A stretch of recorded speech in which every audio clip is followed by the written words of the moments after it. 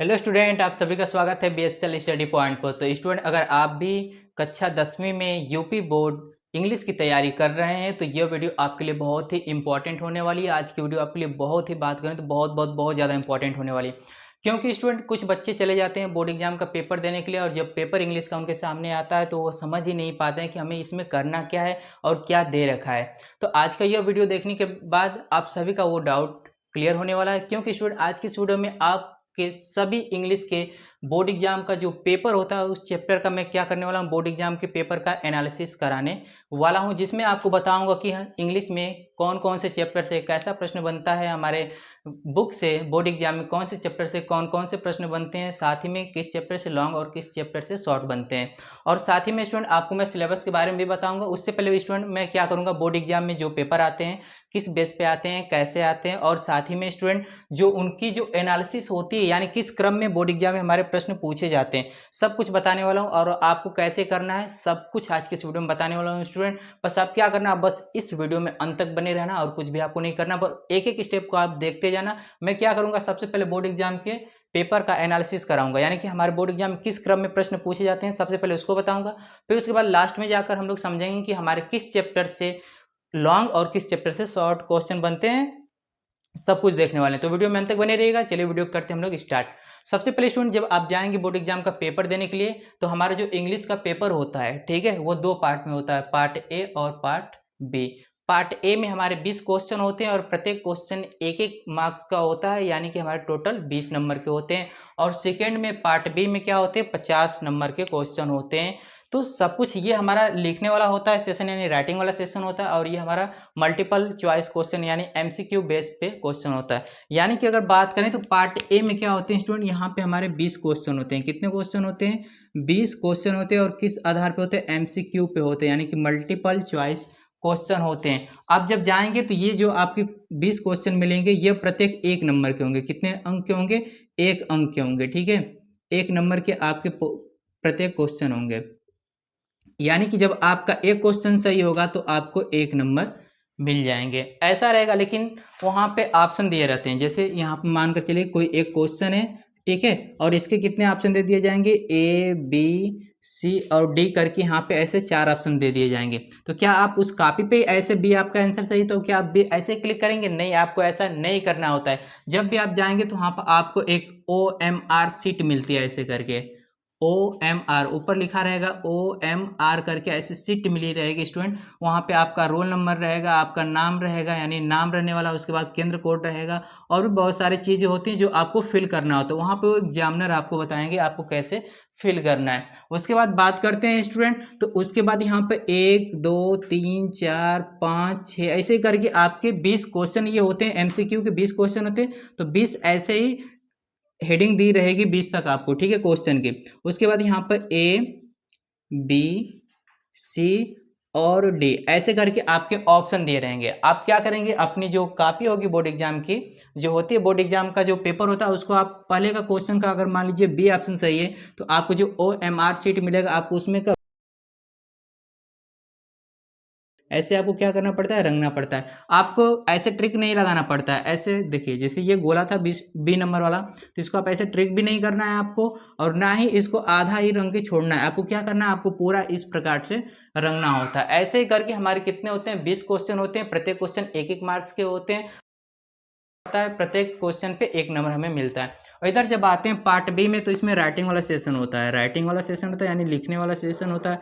इसमें रीडिंग वाला भी सेशन होता है, यानी पढ़कर क्वेश्चन आंसर करने होते हैं। उसके बाद इसमें लिटरेचर का भी होता है, लिटरेचर वाले पोर्शन भी होते हैं। और साथ में स्टूडेंट इसमें ग्रामर वाला भी पोर्शन होता है, ठीक है। लिटरेचर के भी होते हैं, ग्रामर के भी होते हैं, रीडिंग के भी होते हैं और राइटिंग के होते हैं। और इनसे मिलाकर इधर हमारे पूरे 50 नंबर के क्वेश्चन बनते हैं, ठीक है स्टूडेंट। तो सबसे हम लोग देखेंगे, पहले पार्ट 1 का देखेंगे कि जो ये 20 MCQ क्वेश्चन बनते हैं कौन कौन से चैप्टर्स बनते हैं और कैसे बनते हैं, किस प्रकार से बनते हैं। ये 2020 से एक ही पैटर्न चलता आ रहा है और यही पैटर्न आगे भी बोर्ड एग्जाम में रहेगा। तो मैं सबसे पहले आपको इस पे यानी पार्ट ए के बारे में बात करूंगा, मल्टीपल चॉइस क्वेश्चन के, और एक एक क्वेश्चन को हम लोग देखेंगे कहाँ से बनते हैं और कैसे पूछे जाते हैं। ठीक है स्टूडेंट, तो वीडियो में अंत तक बने रहिएगा। वीडियो अच्छी लगे तो वीडियो को लाइक और चैनल पर नए तो चैनल को सब्सक्राइब भी कर लीजिएगा। ठीक है, तो हम लोग सबसे पहले बात करते हैं पार्ट ए के बारे में। ठीक है, तो चलिए स्टूडेंट, हम लोग सबसे पहले पार्ट ए को देखते हैं और देखते हैं कि पार्ट ए में जो हमारे 20 MCQ क्वेश्चन होते हैं और 20 नंबर के होते हैं, कैसे वे पूछे जाते हैं और कैसे हम लोग उन्हें सॉल्व करेंगे। सबसे पहले स्टूडेंट, आपके बोर्ड एग्जाम में आप जाएंगे तो वहाँ पे क्वेश्चन 1 और 3 यानी 1 से लेकर जो 3 तक के आपके क्वेश्चन होंगे वो किस पे आधारित होंगे। आपके सामने एक अनसीन पैसेज दिया जाएगा यानी कि अपठित गद्यांश दिया जाएगा। आपको क्या करना होगा, वो एक स्टोरी जैसा होगा। ठीक है, आपको क्या करना होगा, सबसे पहले आपको उसे पढ़ना होगा और उसी पर आधारित आपको 3 क्वेश्चन दिए जाएंगे। यहाँ जैसा कि मैंने यहाँ पे लिख रखा है, क्वेश्चन 1, क्वेश्चन 2 और क्वेश्चन 3। देखो, मैंने आपको समझाने के लिए स्टूडेंट मैंने एक छोटा सा स्टोरी किसका लिया है, सुभाष चंद्र बोस का लिया है। ठीक है, आपको भी ऐसा ही अनसीन पैसेज मिलेगा, आपको पढ़ना होगा और इसी अनसीन पैसेज यानी ये जो स्टोरी है इसी पे आधारित आपको 3 क्वेश्चन दिए जाएंगे। तीनों क्वेश्चन को, ठीक है, आपको क्या करना है, इसका जो राइट आंसर होगा वो देना होगा। यानी कि इनके सामने आपके क्वेश्चन दिए रहेंगे, ऑप्शन दिए रहेंगे A, B, C और D करके ऐसे ऑप्शन दिया रहेगा। ठीक है स्टूडेंट, और इसमें भी दिया रहेगा A, B, C, D और तीसरे वाले में भी ऐसे करके दिया रहेगा A, B, C, D। तो सबसे पहले क्या करेंगे, आप इस स्टोरी को पढ़ेंगे यानी अनसीन पैसेज को पढ़ेंगे, उस पर आधारित आपके सामने 3 क्वेश्चन होंगे और तीनों क्वेश्चन को आपको करना होगा। तो आप देखिए मैंने क्या लिख रखा है, Subhash Chandra Bose was a great son of Bharat Mata, he is known by the name of Netaji, he was born on 23 January 1897 in Cuttack. ठीक है स्टूडेंट, सबसे इंपॉर्टेंट चीज़ यहाँ पे ये है कि ये जो चीज़ आप पढ़ेंगे इसी के बेस पर यहाँ पे आपके 3 क्वेश्चन होंगे और इन तीनों का आपको जवाब देना होगा। तो देखिए यहाँ पर हमने ये अनसीन पैसेज को पढ़ लिया है। अब क्वेश्चन को पढ़ते हैं कि क्वेश्चन क्या है। तो यहाँ पे जो क्वेश्चन है, by what name is Subhash Chandra Bose known, यानी कि ये जो क्वेश्चन इसका मतलब है कि सुभाष चंद्र बोस को किस नाम से जाना जाता है। तो अभी हम ऊपर पढ़ के आए हैं कि ही is known by the name of Netaji, यानी कि सुभाष चंद्र बोस को नेताजी के नाम से जाना जाता है। तो अब क्या करेंगे, आप ऑप्शन में ढूंढेंगे कहाँ पे नेताजी लिखा है। तो मान लीजिए किसी क्वेश्चन में आपको नेताजी मिल जाएंगे। ठीक है, किसी ऑप्शन में क्या करेंगे, आपको नेताजी मिल जाएंगे तो आपका वो बी आंसर क्या हो जाएगा, सही हो जाएगा। तो आपको आपके पेपर में नहीं उसको क्लिक करना है, आपको जो मैंने बता रखा कि आपको क्या मिलेगा, OMR सीट मिलेगा। क्या मिलेगा, OMR सीट मिलेगा। यहाँ पर आप पहला का अगर बी सही है तो आपको वहाँ पे बी वाला गोला क्या करना पड़ेगा, रंगना पड़ेगा वहाँ पे। ठीक है, ऐसा आपको करना होगा स्टूडेंट। ठीक है, उसके बाद सेकेंड क्वेश्चन पढ़िए, when was Subhash Chandra Bose born. ये बोर्न यानी जन्म, यानी सुभाष चंद्र बोस का जन्म कब हुआ था। तो आप देखिए 23 जनवरी 1997 को हुआ था। ठीक है, तो आप क्या करेंगे, ऑप्शन में देखेंगे कहाँ पे लिखा होगा 23 जनवरी 1897। तो आप उसे क्लिक करेंगे और OMR सीट में जाएंगे और दूसरे का अगर पहला सही तो ये पहला वाला ऐसे क्लिक करके भरेंगे। ठीक है स्टूडेंट, यानी कि ऐसे ही करके पहले क्वेश्चन 1 से 3 तक आपको क्वेश्चन मिलेगा जो कि 1-1 नंबर के होंगे और क्या करना है, आपको अनसीन पैसेज दिया जाएगा, उसे रीड करना होगा, पढ़ना होगा, उसी पे आधारित 3 क्वेश्चन होंगे, उसे सॉल्व करना होगा। अगर ऐसा आप करते हैं तो आपको यहाँ से 3 मार्क्स मिल जाते हैं। कितने मार्क्स मिलते हैं स्टूडेंट, 3 मार्क्स आपको मिल जाते हैं और ये बहुत ही आसान होता है। यहाँ से कोई ऐसा बच्चा नहीं जो नहीं कर पाता है इन क्वेश्चन को, बहुत आसान होते हैं और बहुत आसानी से कर लेते हैं। ऐसे ही आपके सामने ये तीसरा वाला क्वेश्चन भी होगा, इसे भी आप रीड करेंगे और क्वेश्चन का आपने क्या कर देंगे, जवाब दे देंगे यानी कि आंसर दे देंगे। ठीक है स्टूडेंट, अब क्या करते हैं, अब आगे हम लोग देखते हैं कि अभी तो हमने देखा कि क्वेश्चन 1 से 3 तक जो रहेगा यानी 1, 2, 3 क्वेश्चन जो कि अनसीन पैसेज पे दिए रहेंगे और उसका हमको जवाब देना होगा। तो फिर आगे क्वेश्चन कैसे होंगे उसे अब देखते हैं। ठीक है स्टूडेंट, तो स्टूडेंट अब हम आगे के क्वेश्चन को देखते हैं। तो आप देखिए स्टूडेंट, अब ध्यान से देखना, यानी कि अब हमारा 4, 5, 6, 7 और 8 यानी जो आपको अब MCQ में जो आपको क्वेश्चन देखने को मिलेंगे 4, 5, 6, 7, 8 वो किस बेस पे होंगे, तो वो होंगे ग्रामर के बेस पर। किस बेस पे होंगे, ग्रामर पे बेस पे होंगे। और आपके सामने 5 क्वेश्चन होगा तो सिंपल बात है 5 नंबर आपको मिलने वाले हैं, यानी आपके सही होंगे तब, ऐसे नहीं मिलेंगे। ठीक है, तो ये ग्रामर बेस पे है। तो ग्रामर से किस किस चैप्टर से यानी किस किस टॉपिक से बात करें तो किस किस टॉपिक से ये बनते हैं। तो आपने पार्ट्स ऑफ स्पीच का नाम सुन रखा है जिसके अंदर noun, pronoun, adjective, verb, preposition नाम आता है, ठीक है। तो उससे क्वेश्चन बनते हैं। उसके बाद बात करें तो और किससे, तो tense, article, rearrange sentence. Rearrange sentence क्या होता है, जैसे अगर हम कोई यहाँ पे सेंटेंस लिखते हैं, जैसे हमने लिखा कि is Shyam good a boy, ठीक है। तो ये जो सेंटेंस मैंने लिख रखा है स्टूडेंट, ये सेंटेंस बिल्कुल भी सही नहीं। जैसे is Shyam good a boy, क्या सेंस बन रहा है, कुछ मीनिंगफुल सेंस बन रहा है, तो आप कहेंगे बिल्कुल भी नहीं बन रहा है। तो क्या करेंगे, इसे हम अरेंज करेंगे, यानी एक क्रम में करेंगे, यानी कि मीनिंगफुल सेंस के रूप में लाएंगे। तो उसी को क्या बोलते हैं, रीअरेंज बोलते हैं। जैसे अगर हम इसे लाएंगे तो सबसे पहले किसको लिखेंगे, श्याम को लिखेंगे, ठीक है। तो लिखेंगे श्याम, अब उसके बाद क्या लाएंगे, इज लाएंगे, तो श्याम इज, उसके बाद ए लाएंगे, तो श्याम इज ए, फिर क्या लाएंगे, गुड लाएंगे, ठीक है। तो गुड हो जाएगा, और उसके बाद बात करें तो बॉय हो जाएगा।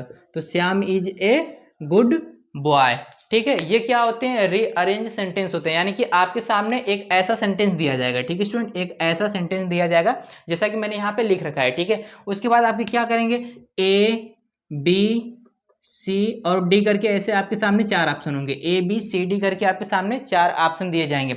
अब उसी में कहीं पे ऐसा जो मैंने अभी सेंटेंस बनाया, ऐसा भी सेंटेंस किसी ऑप्शन में होगा, चाहे ए में हो जाए, बी में हो जाए, सी में हो जाए, चाहे डी में हो जाए। तो आपको ऐसा मीनिंगफुल सेंटेंस बनाना होगा, जो सही होगा OMR शीट में आपको वो वाला गोला रंगना पड़ेगा। ए वाला सही तो ए वाला, बी वाला सही तो बी वाला, सी डी में जो भी होगा वो आपको रंगना होगा।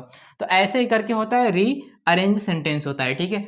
उसके बाद बात करते हैं स्टूडेंट, एक और इससे क्वेश्चन बनते हैं स्पेलिंग एरर के। स्पेलिंग एरर क्या होता है, सिंपल बात है कि स्पेलिंग एरर क्या होता है, कोई स्पेलिंग दे देगा, ठीक है, और आपसे जैसे मतलब चार ऑप्शन दिए जाएंगे आपके सामने, उस चार ऑप्शन में आपको जो सबसे गलत मीनिंग है उसको बताना है, यानी कि चार ऑप्शन में एक मीनिंग ऐसा होगा जो गलत होगा, वो उसी को आपको छांट क्या करना है, OMR शीट में भरना है, ठीक है स्टूडेंट। तो आप समझ गए आसानी से कि यानी जो हमारे क्वेश्चन 4, 5, 6, 7 और 8 तक होंगे, यानी क्वेश्चन 4 से जो 8 तक का होगा, ठीक है, वो हमारा किस बेस पे होगा, तो ग्रामर बेस पे होने वाले, यानी कि हमारे 5 क्वेश्चन MCQ में ग्रामर बेस पे भी होने वाले। अब हम आगे देखते हैं कि 9, 10, 11, 12 यानी जो और आगे MCQ में क्वेश्चन बनते हैं वो किस बेस पे होते हैं।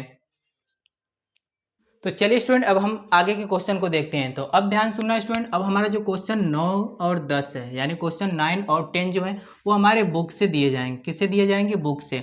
और आपके सामने एक प्रोज दिया जाएगा जो कि एक प्रकार क्या होता है, पैसेज ही होता है, ठीक है, यानी हमारे किसी चैप्टर से। जैसे आपने ए लेटर टू गॉड सुना है, नेशनल मंडेला चैप्टर का नाम सुना है ना, किसी चैप्टर से क्या करेगा, हमारे बुक से क्या उठाएगा, एक प्रोज उठाएगा और उसे क्या पैसेज के रूप में लिख देगा, ठीक है।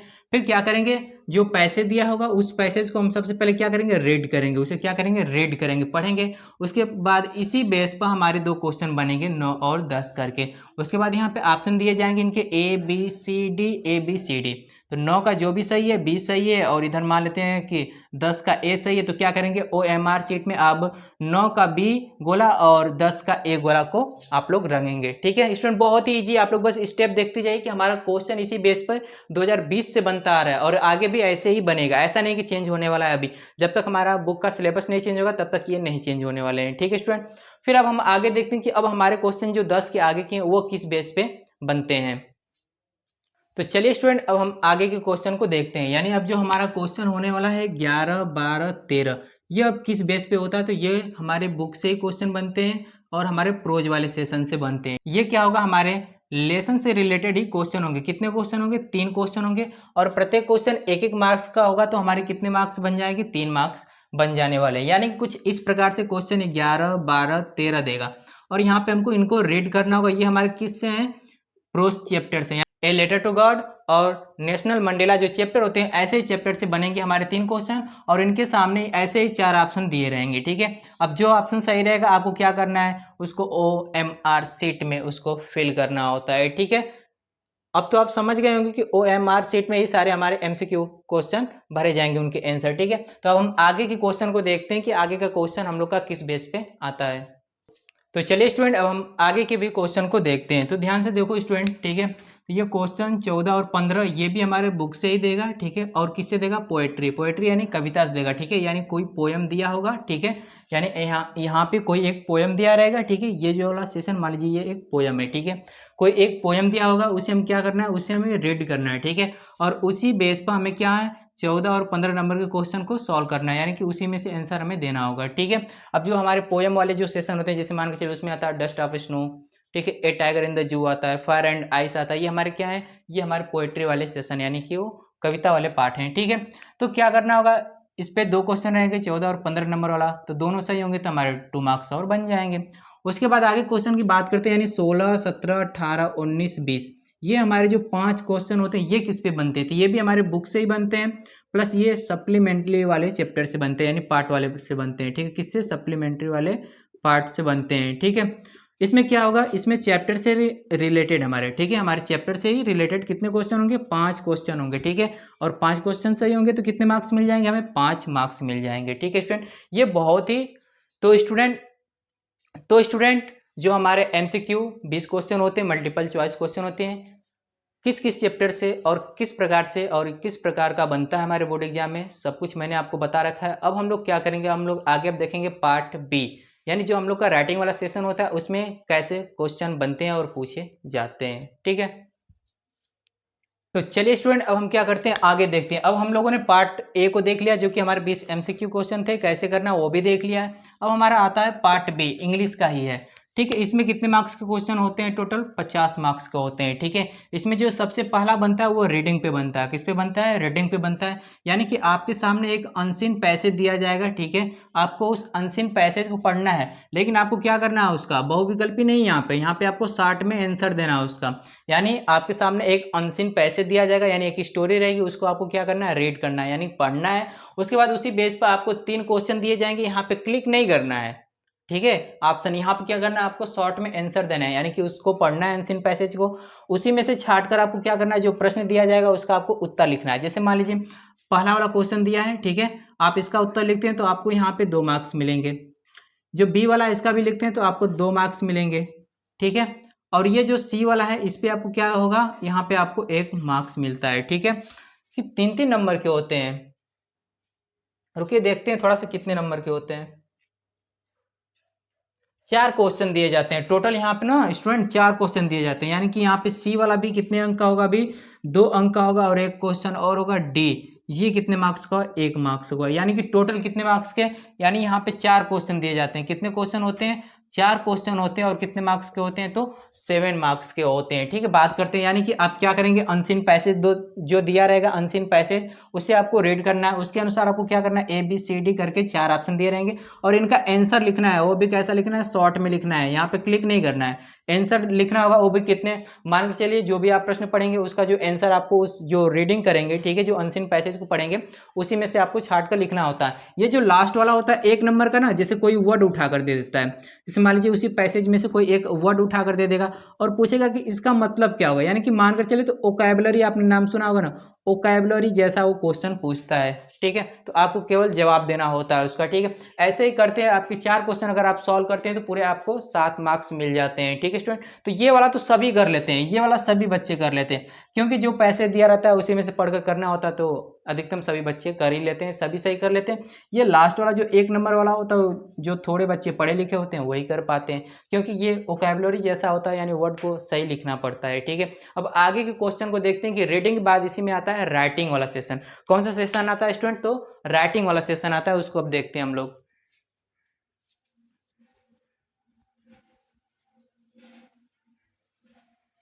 इसी में एक सेशन करके आता है राइटिंग का,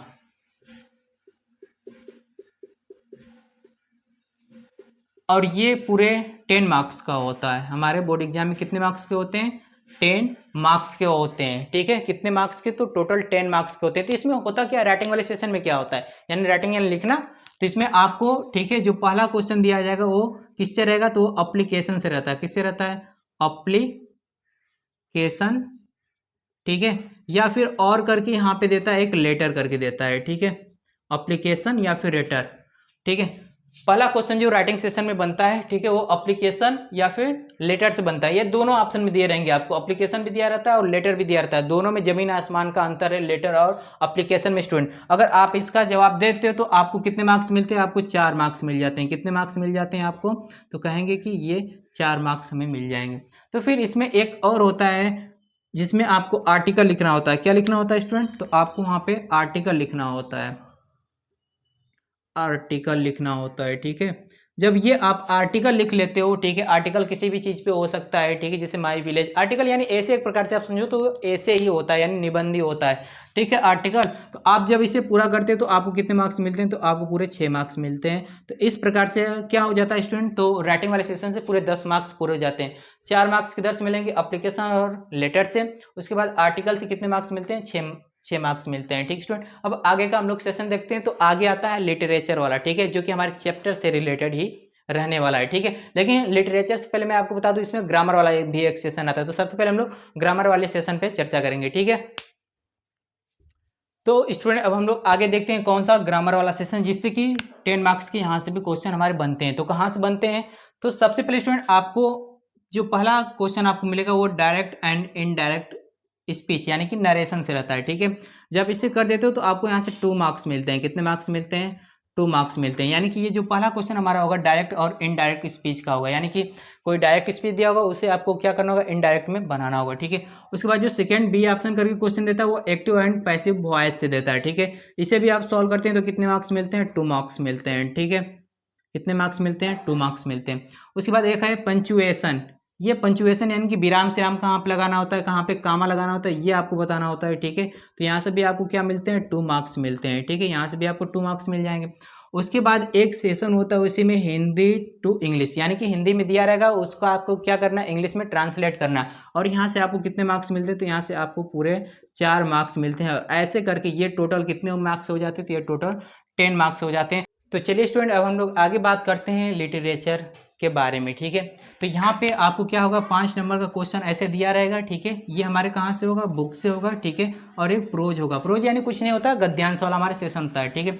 यहाँ से हमारे क्या होंगे? 60 क्वेश्चन बनेंगे और हमको अपने शॉर्ट क्वेश्चन का जवाब कितने वर्ड में देना है? 30 से 40 वर्ड में देना होता है, ठीक है। यहाँ पे जाएंगे आप तो वहाँ पे 4 क्वेश्चन आपको दिए रहेंगे, उसमें से आपको केवल 2 ही क्वेश्चन क्या करना है?